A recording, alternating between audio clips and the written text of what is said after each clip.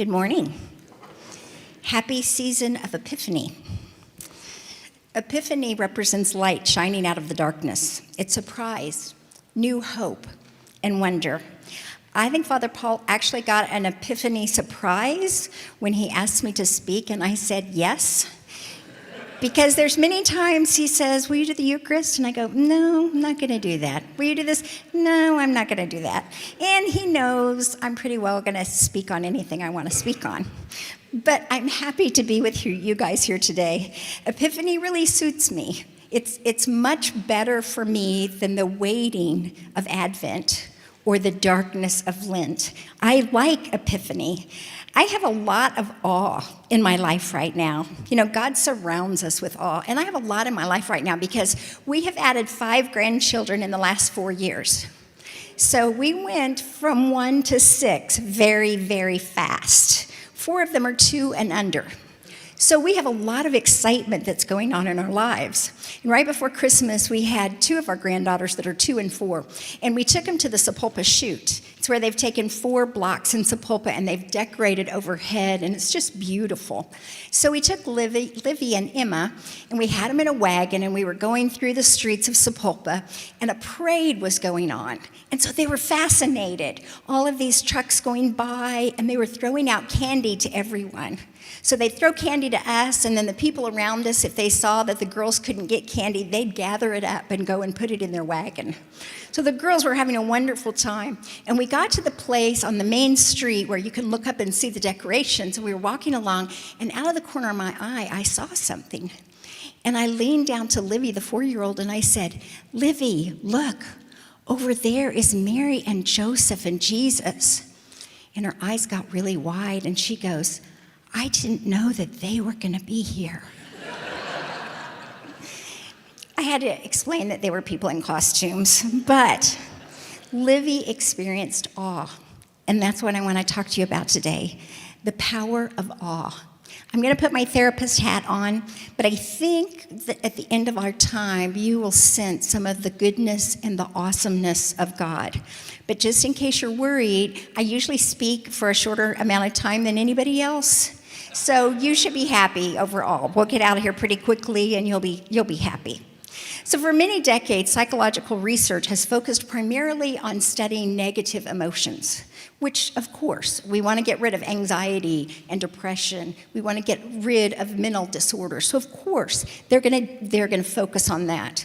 But there's a new branch of psychology that's emerging, and it's called positive psychology. It's focusing on what makes us happier, what gives us more fullness of life so that we can really enjoy life. I mean, to me, it sounds like the abundant life in Christ. How do we get the good in our lives? This is the field that we've gotten a lot of things in the last few years that you're very familiar with. You know, we've heard about gratitude, the importance of gratitude. Our mothers told us that years ago. Just be thankful for what you have. But we also see in Scripture how we are told to be thankful for all that God has done for us. Give thanks to the Lord, for he is good. His love endures forever. Psalms 118 starts and finishes with that.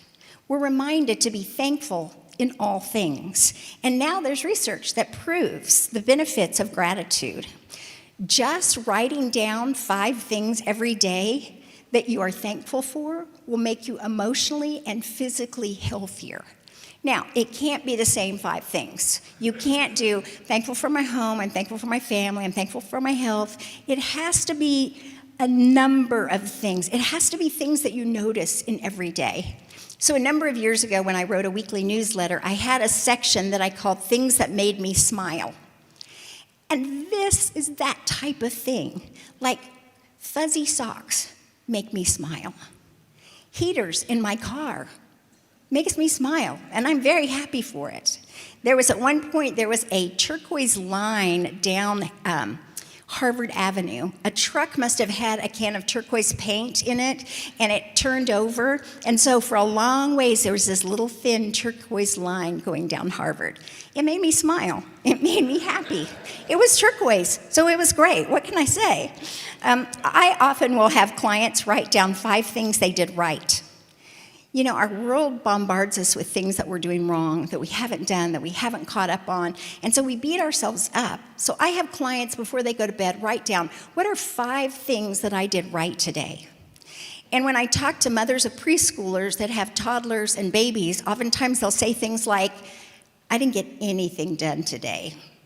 I cleaned something up and it got messy again. And my response to that is, are all your children alive? Have they eaten? You know what? For today, that's good enough. Sometimes we have to lower our standards just a little bit. I also encouraged people to write down where they've seen the goodness of God throughout their lives and all around them. They can be big things, they can be little things. You know, I saw my son healed of a kidney disease when he was 5 years old. It was huge. I've seen God's direction and provision throughout my life, which is beautiful. But there's also little things. I have squirrels and bunnies in my backyard. And I really enjoy watching the bunnies because in the spring and summer, they go out into the center of the backyard, and we usually have 3 or 4 of them, and they go through times where they jump back and forth. They're playing with each other out in the yard. It's such a sweet thing to watch. And when it gets really hot in the summer, a couple of the bunnies will come up to the back door and just stare at me. So I may or may not have been known to take little saucers of water out and put them there just in case, because they just look really thirsty, and I'm much cooler inside. Last summer I was sitting out by the pool, and I kept hearing this little tiny splashing sound. And I was ignoring it, and then I went out, and there was a baby bunny, not even 4 inches long, and it had fallen in the pool, and it was trying to get out. So I reached down with the net. I'm not going to touch it in case it was a rat or something. But I reached down and I pulled it out and I set it in the grass and I watched as the sun dried its fur and it fluffed out a little more. And then it happily just hopped away. It was a sweet thing. It was a sweet thing from God to have those beautiful little creatures there.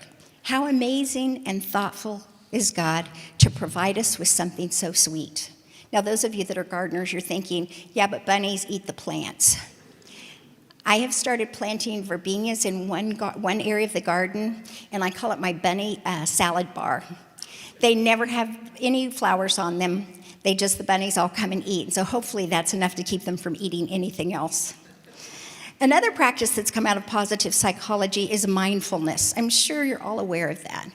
It's being present of where you are right now and focusing on what's going on right now in this moment. It's not pulling out your phone, it's bringing your brain back when it's thinking about what you have to do tomorrow, but it's focusing on the present moment where you are. You have to let go of the anxiety about the future or the regrets of the past. You let yourself experience the goodness of being right here, right now. I often tell people this is the time that we sit silently and we breathe in the goodness of God. And we're thankful that we have life in Him.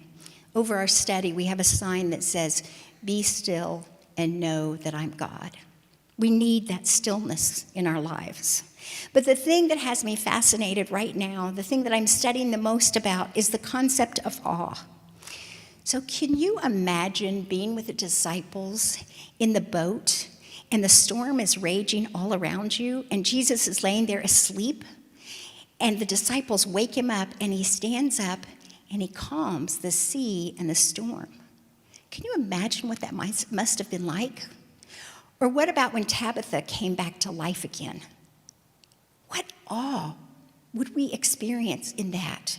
Or seeing blind men see, lame men walk. There's so much awe throughout Scripture.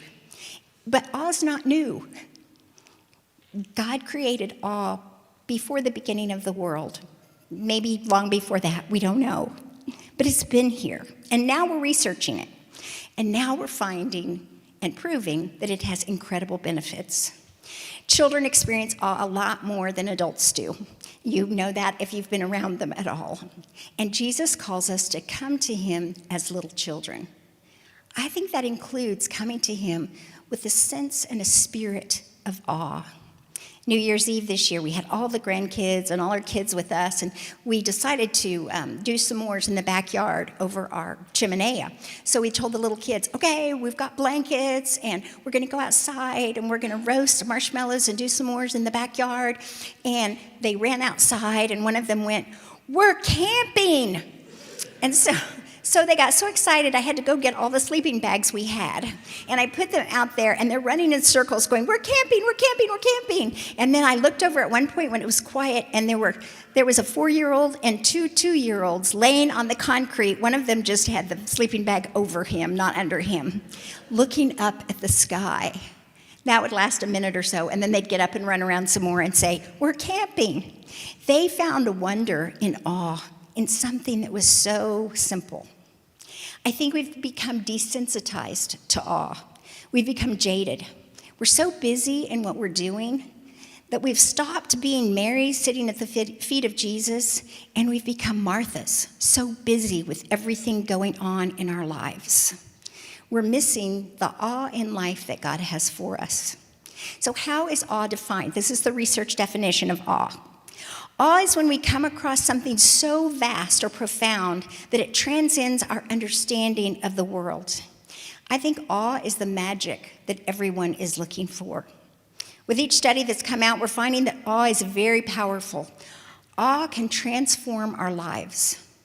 If we can get more awe in our daily life, studies have shown that we'll be less stressed, healthier, happier, and more connected to people around us. Awe is a universal emotion. So people across all cultures experience awe, and they have almost the identical facial expression. That's not true for all emotions. But with awe, people of all cultures have the same facial expression. When we experience awe, it lowers our blood pressure, it reduces inflammation in our bodies, and it helps us relax. You know that part of your brain that triggers the fight or flight? I call it the cat over the bathtub response. Well, awe actually triggers the part in our brain that calms that down. So it helps us be more relaxed. But it's not just a physical change. Awe takes us outside of ourselves. It causes us to no longer focus on the minute details and the concerns of our life. It's actually been shown to make us less materialistic. It causes us to see life into perspective, and it connects us to God. Research has shown that when we experience awe in our lives, we move towards other people and to something or someone greater than ourselves. Awe moves us towards God. It causes us to be much less selfish and much more community-minded. So there was a study that was done on a college campus in California. And they had 90 people. They took 45 of them to a grove of beautiful eucalyptus trees. They were like 200 feet high. And they took 45 people to the science building. So the group of the eucalyptus trees were asked to look at the trees for 1 minute. And the other group was asked to look at the science building for 1 minute. After the minute, they had actors that walked by each group, and they dropped a huge box of pins. The people who looked at the eucalyptus tree were much more likely to jump up and help clear up the pins and put them back in the box than the people that were looking at the science building. So just looking at things of beauty and awe causes us to be more helpful, more concerned about people around us. But not only that, the group that looked at the tree showed a higher degree of ethical decision-making, and it showed that they had much more patience after the experiment, and they were more likely to volunteer or donate time. Awe causes us to see things into perspective. Our life and our problems are not nearly as large as they seem when we look at them compared to the world and compared to God. Awe reminds us that we are connected to all the people around us. The Apostle Paul reminds us we are all one body. In the last year or so, I've been drawn to one particular section in the book of Job, not, a book that I normally read a lot, but I've been drawn to this one particular section. And in the past, I always saw it as a negative thing. But in the last year or so, I've started hearing this section from a loving God talking to his child. I'm only going to read a small part of it, but it's when Job finally talks to God and God's response back to him. So listen to God's gentle whisper. Where were you when I laid the earth's foundation? Tell me if you understand. Who marked off its dimensions? Surely you know. Who stretched the measuring line across it? On what were its footings set, or who laid its cornerstone? While the morning stars sang together and all the angels shouted for joy. Who shut up the sea behind doors when it burst forth from the womb? When I made the clouds its garment and wrapped it in thick darkness? When I fixed limits for it and set its doors and bars in place? When I said, this far you may come and no farther? Where is your proud waves' halt? Have you ever given orders to the morning or shown the dawn its place? Have you journeyed to the springs of the sea or walked in the recesses of the deep? Have the gates of death been shown you? Have you seen the gates of deepest darkness? Have you comprehended the vast expanse of earth? Tell me if you know all of this. What is the way to the abode of light, and where does darkness reside? Can you take them to their places? Do you know the paths to their dwellings? Surely you know, for you were already born. You have lived so many years. Sometimes we need to be reminded that God is God, and we are not. Awe makes us feel small in a positive way. Researchers call it the small self. Astronauts experience this. Anyone who has gone into space and they've looked down on the earth, they've seen all of the heavens above them, the skies around them, they come down changed.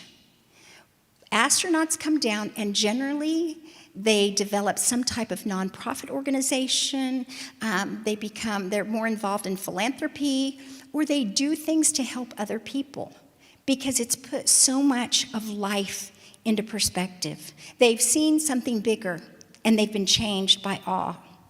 We get so caught up in our problems, we forget that life is not all about us. We focus on ourselves. I have to accept that I am small, and God is so much bigger than I am. He created this incredible world and all that's in it, and I can trust him with every area of my life. My theory is if he spoke the world into existence, pretty sure he can handle anything that I have going on. Our God is an awesome God. But how awesome is it that God set the world in motion? He created all this. He created all this beauty for us, and yet he knows every single hair on our head.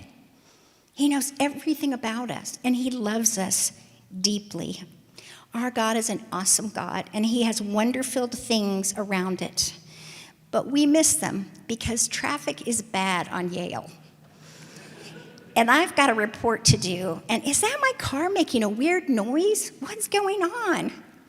We get distracted by the things of life. So how do we find awe?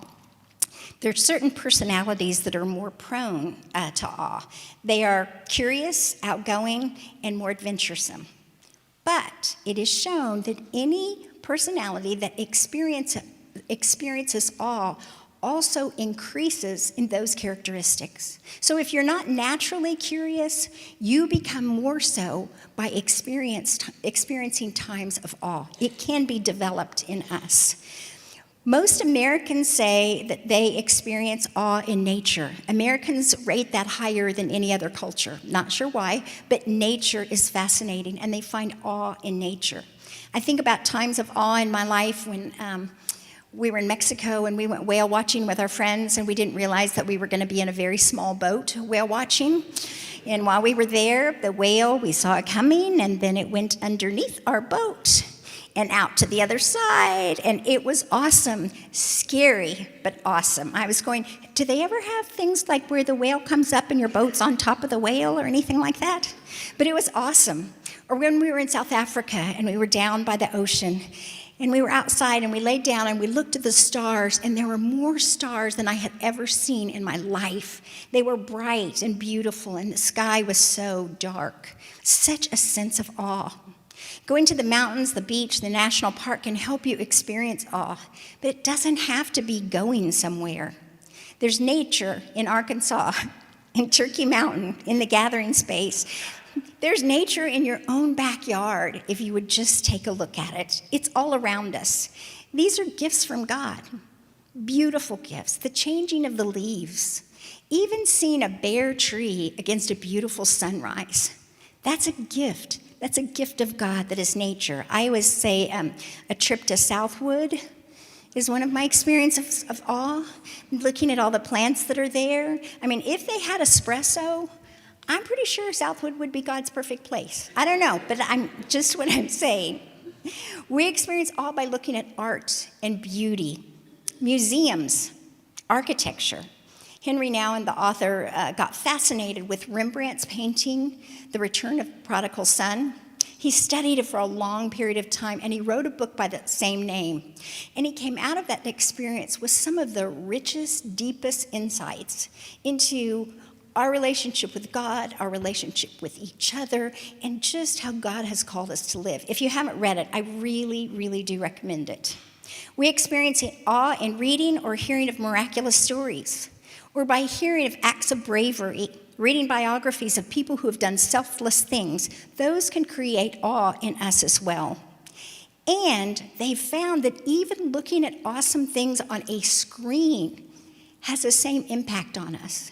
So making sure your screensaver is something that has awe in it. Watching videos of mountains or animals, nature, all of those things can create that sense of awe in us. Reading scripture about the parting of the Red Sea, the feeding of the multitudes, the faithfulness of God to his people, the Gospels. If we meditate on them, if we imagine what it's really like to be there, we can experience awe.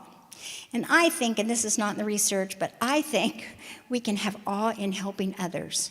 I don't know how many of you remember a number of years ago when we were connected with a grade school in town where a lot of the people were struggling financially. And at Christmas, the social worker said a lot of people need furniture. And you guys generously gave so much of furniture that you had in your house. And Brent and I and a group of people got to go around and collect the furniture, and then we got to go to the families.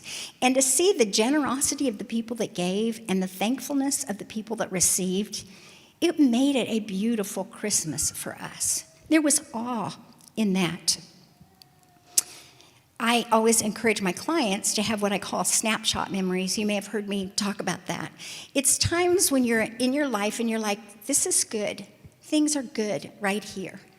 I like where I'm at. I feel at peace. I feel content.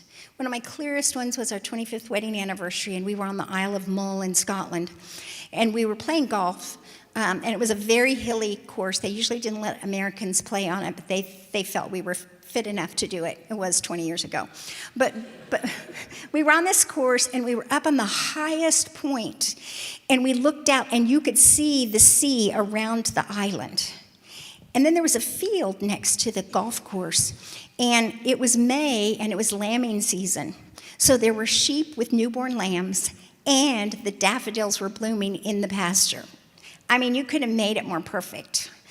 But I remember standing there going, this is a beautiful place. I'm happy with my life. I'm happy with my husband. Things are good. I know the goodness of God in my life. And so when things get hard, I bring that memory back up again and go, that's reality. Reality is we are good. We are safe in God. And we can trust in that, whether we see it right now or not. This summer, Brent and I had the privilege of going to the Isle of Iona in Scotland again with a group of people from John Brown University. It was specifically to seek God. It was a kind of a pilgrimage. It was a week-long trip that we went on. To get there, we had to fly to Glasgow, take a 4-hour train ride, then take an hour ferry ride to the Isle of Mull, then take a 45-minute bus ride, and then take a 15-minute ferry ride to Iona. You have to be going there to go there. It's not something that you just happen in on. In the 6th century, before there were planes and trains and buses and ferries, St. Columba sailed there with 12 other men to establish an abbey. People came from all over Great Britain to Iona. They took the trip to get there way back in the 6th century to hear the gospel. And they were converted, and they went out throughout Great Britain, and there were many, many conversions because of the people that went to Iona. People still go there. We got there. There's no TV. There's no internet. There's very spotty cell service. And I went expecting that in our group we would have lectures and we would have study times, and I was kind of geared up for, okay, we're going to be working hard here. That is not how the program is set up. We had dinner together. Sometimes we had breakfast with a few people. We had a short inspirational or instructional meeting. Most days, the maximum a half an hour. And the rest of the time, we were free to do anything that we wanted to do.